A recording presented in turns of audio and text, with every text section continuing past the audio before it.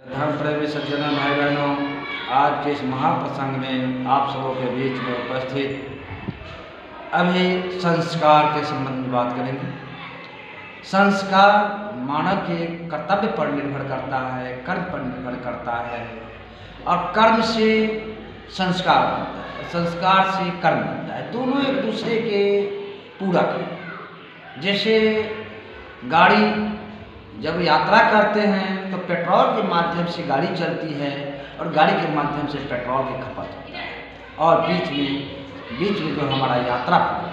इसी तरह से कर्म, शुभ कर्म लेकर, अच्छे कर्म लेकर संस्कार का निर्माण होता है और अच्छे संस्कारों से अच्छे कर्मों का निर्माण होता है। आइए हम सभी जानते हैं, विस्तार पूर्वक जानते हैं।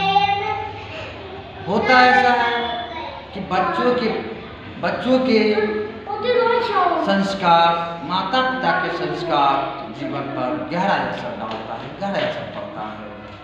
रामायण के माध्यम से भी जानते हैं कि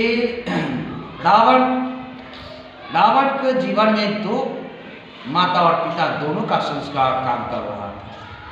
उनके पिता बड़े धर्मात्मा थे, रावण के पिता बड़े धर्मात्मा थे। वे राक्षस वैसे पंडित ब्राह्मण कुल में अवतरण हुए थे और वेद शास्त्रों का महाज्ञाता थे। वे हर देवी देवताओं को मानते जानते थे और बड़ा श्रद्धा भाव निष्ठा से पूजा करते थे। उनका संस्कार का प्रचलन अच्छा शुभ मुहूर्त और शुभ कार्यों की दिशा में सही निर्देशन हो रहा था। जब तक रावण बाल्यावस्था से सारी प्रक्रिया अपने पिता के संस्कारों को देख रहा था, अनुकरण कर रहा था, रावण को भी संस्कार बन रहा था और रावण का संस्कार और शुद्ध संस्कार आचरण व्यवस्था सारी अच्छा दिशा की ओर प्रेरित हो रहा था। रावण भी पिता के संस्कार के पाकर 6 वेद 18 शास्त्र महाज्ञाता बने। लेकिन दूसरा चरण में जब रावण के संस्कार उनके माता के संस्कार में जब प्रवेश करता है रावण, तो उनका शुद्धि, बुद्धि, आहार, व्यवहार सब के सब गिर जाते हैं, बदल जाते हैं। उनकी भावनाएं बदल जाती है। जब उनकी आधा जीवन के बाद जो है माता कैकसी, रावण की माता का नाम कैकसी था, कैकसी राक्षसी पर वृत्ति की थी।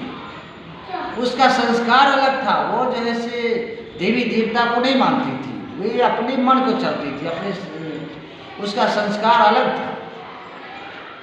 रहन सहन, भोजन छाजन सब कुछ अलग था। मांसाहार करती थी, मदिरापान करती थी। दोनों रावण के माता और पिता का दोनों का अलग अलग संस्कार था। तो रावण का संस्कार जब माता के संस्कार उसके जीवन पर चलने लगा, तब उसका हर जीवन गतिविधि ही बदल गया। जब गतिविधि बदलने लगा, उसका आहार व्यवहार सब के सब बदलते गए। अत्याचार की जंजीर सब लोगों को जंजीर में जकड़ते गए। संत महात्मा से उनको सख्त एलर्जी था।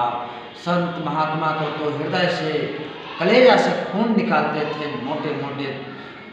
मोटे मोटे संतों को और घोड़े के साथ रथ में जोत कर उसे घोड़े के साथ दौड़ाता था, बड़ा यात्रा करता था।